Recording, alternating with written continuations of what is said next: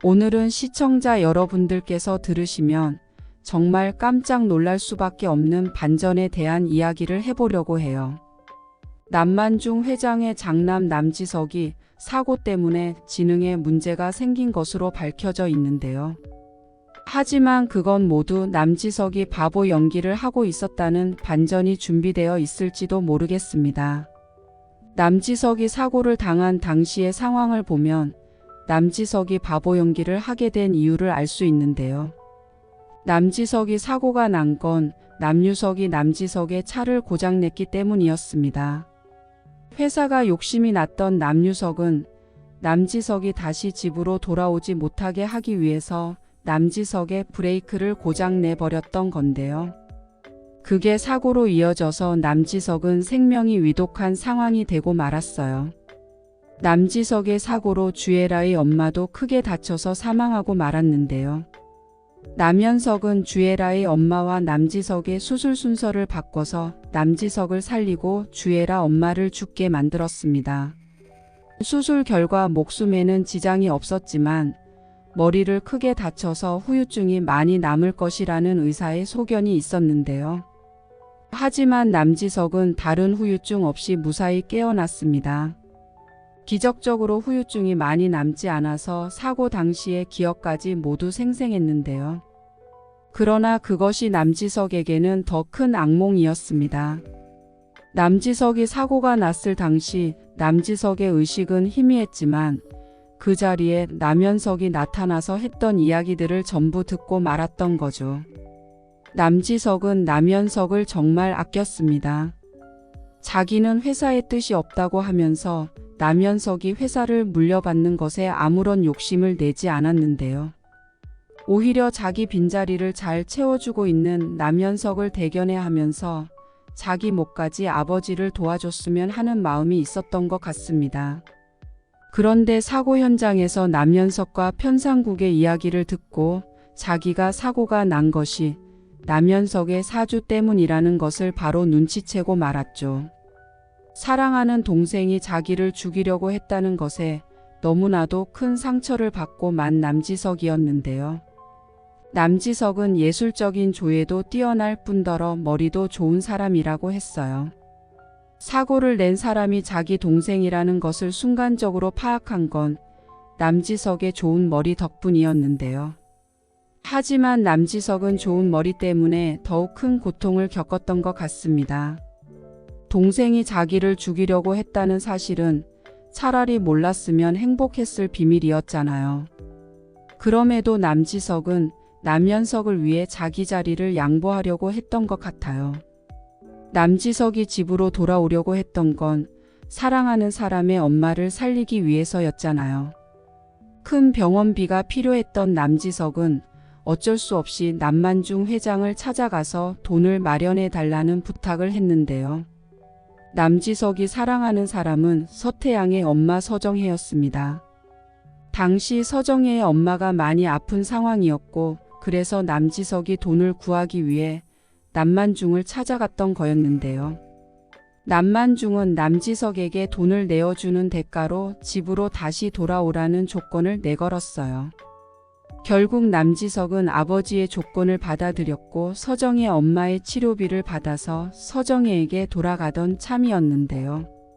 그런데 사고가 난 후 의식을 찾고 보니 이미 서정혜의 엄마는 사망해버린 뒤였습니다.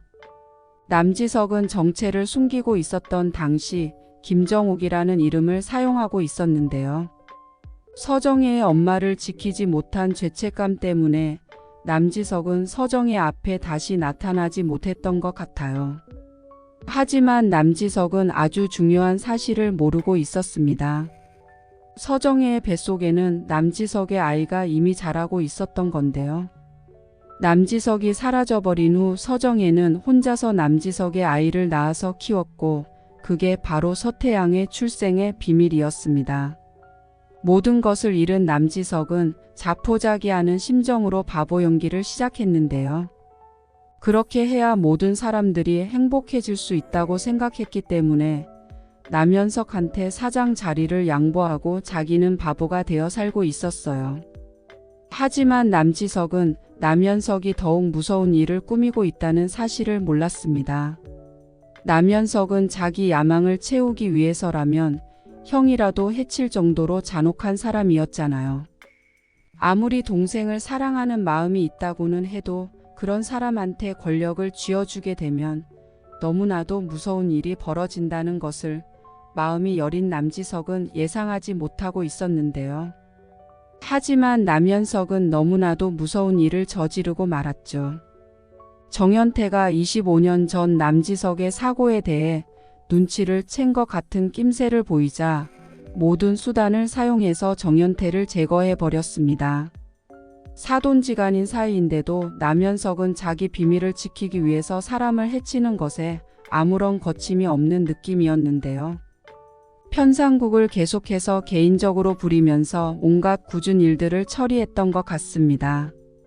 정현태만 그렇게 된 게 아니라 다른 거래처와 관계된 일들 역시 좋지 못한 방법들을 사용했을지도 모르겠다는 생각이 드는데요. 모든 진실을 알게 된 남지석은 엄청난 분노를 느낄 수밖에 없었을 것 같아요. 피를 머금는 마음으로 동생을 위해 바보처럼 살아왔는데 오히려 그런 과거의 선택이 남현석이라는 괴물을 만들어버렸다는 사실에 눈물을 흘릴 수밖에 없었을 것 같은데요. 자기 잘못된 선택 때문에 남현석은 욕심에 사로잡힌 괴물이 됐고 그것 때문에 정겨울은 억울하게 아버지를 잃어야만 했습니다. 이제 모든 상황을 바로잡기 위해서 남현석이 바보 연기를 그만두고 자기가 남만중의 후계자 자리를 차지하겠다고 나설 것 같은데요. 그러면서 과거에 남현석이 저질렀던 사고들에 대한 완벽한 증거를 내놓을 것 같습니다. 남지석은 이미 25년 전 교통사고의 진실을 전부 알고 있었잖아요. 그래서 언젠간 남현석의 폭주를 막기 위해 미리 증거를 차곡차곡 준비해놓고 있었던 건데요. 이미 공소시효가 지난 사건이기 때문에 남지석이 증거를 폭로한다고 해도 남현석이 법정에 설 일은 없을 것 같아요. 하지만 그런 악행을 저지른 인간이 YJ그룹을 물려받을 수는 없잖아요. 남지석의 충격적인 정체가 밝혀지게 되면 모든 것이 제자리를 찾을 수 있게 될 것 같습니다. 이 이야기는 개인적인 상상력을 기반으로 쓴 것이기 때문에 앞으로 밝혀질 진짜 내용과는 다를 수 있다는 점 미리 양해 부탁드릴게요. 이번 영상 재미있으셨으면 구독과 좋아요 부탁드립니다. 구독은 저에게 큰 응원이 됩니다. 오늘도 시청해 주셔서 감사합니다.